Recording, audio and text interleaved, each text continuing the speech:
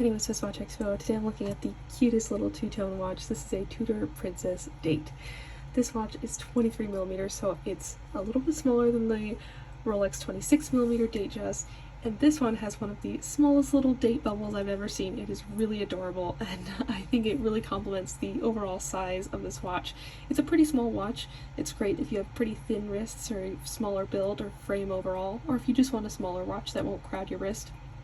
This is perfect. It's also great if you are looking for a two-tone watch on a budget. This is a really affordable watch, but it still looks amazing. This one is two-tone, 18 karat yellow gold and stainless steel, and it has a fluted bezel and this really lovely textured dial in the background with tiny little diamonds. I think they all complement each other. It's a pretty small watch overall, but again, I think all of the small elements come together to make a really adorable piece that you can put on every single day or just wear for special occasions.